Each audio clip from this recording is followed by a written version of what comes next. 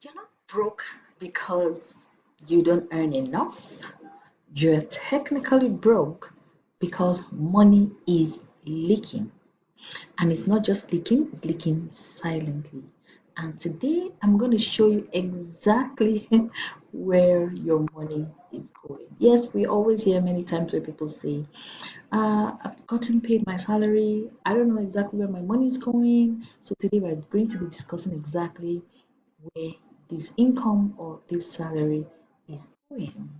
I mean, basically, how does this happen? You check your account, you're shocked after a few days after getting paid.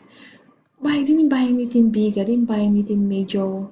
But the fact remains that your money is gone. So where did this money disappear to? I mean, where did it run to? Where is it hiding?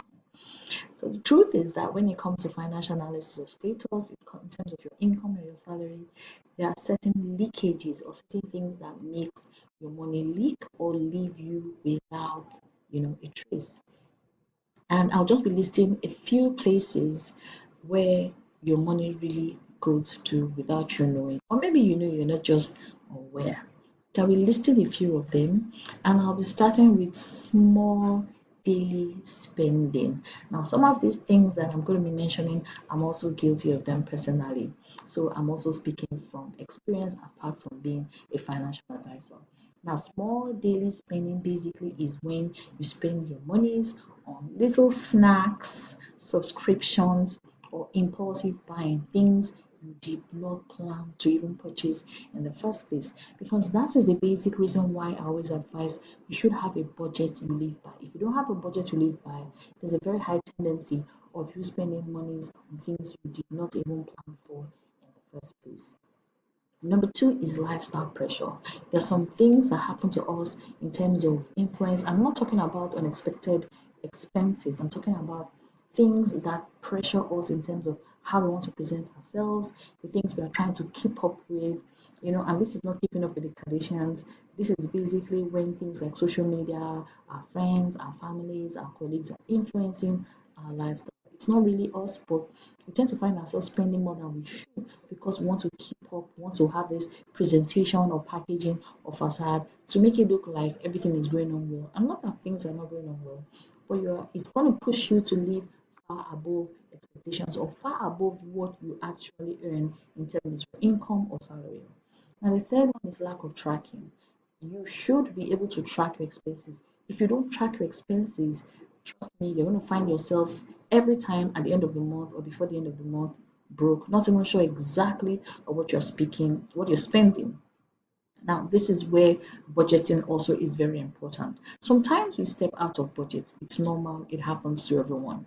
The budget is not meant to restrict you. It's just meant to guide you. But you should also track what you spend your monies on. So you can easily tell in terms of ranking, in terms of priority, importance, what is urgent, what is not. Because if you don't track it, you can't control it. So if you find yourself in situations whereby you're not really sure of how you're spending your income, then it means you're not tracking your expenses, not the income. Now you're not tracking how you're spending your income. So the fourth one here is emotional spending. There are cases where, I mean, at the time of my life, if I'm stressed, I'll just go shopping, buy clothes, buy stuff, buy shoes, and all that. But spending is not the solution to your problems. You just need to get to the foundation of whatever the problem is and deal with it. Spending money recklessly and without planning properly, which is also emotional spending, is not the right way to handle your finances because you're going to find out that at the end of the month or before the end of the month, you also will not really be able to justify what you use those monies to do because at a point those feelings will still go and then the reality of what you spent your money on will still hit you squarely in the face. Then the fifth one is unplanned generosity. Now, this is not me telling you to not be generous or not to help people, but you need to be able to fix yourself before you can start fixing other people. So when you already have a budget, you already know the things that you need to spend money on and the things to possibly avoid doing. One of the things you need to avoid doing is being too generous because at the end of the day, when you fall short of your own budget, when you're unable to attend to your own needs and not wants here, you find out that those monies you've given out could have as well sorted out your issues first. So basically, you need to sort out your own issues before you start helping other people. And when I mean sorting out issues, I mean saving, investing, catering to your needs, and those very important critical things that can embarrass you in future. And of course, taking strategic and intentional steps to build your wealth and take care of your pension, right? Your future, because we're all going to be old one day, right? So, and that's not to say you shouldn't enjoy your life or take care of yourself, but be generous with wisdom, be generous with strategy, and be intentional about being generous, meaning that you're taking care of the most important things before you start sharing money and helping everyone. And of course, eventually draining yourself. So you want to avoid situations where you'll be draining yourself. Now, the reality shift here is money doesn't vanish. It's not voodoo, it's not juju, it's not magic. It doesn't vanish. It just moves where you least pay attention to.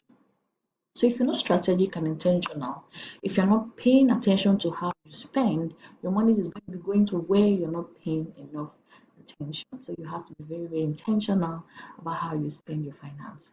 So if you track your money for the next 7 days, just try it out. You will be shocked at exactly the kind of things you shouldn't be spending money on that you're spending money on.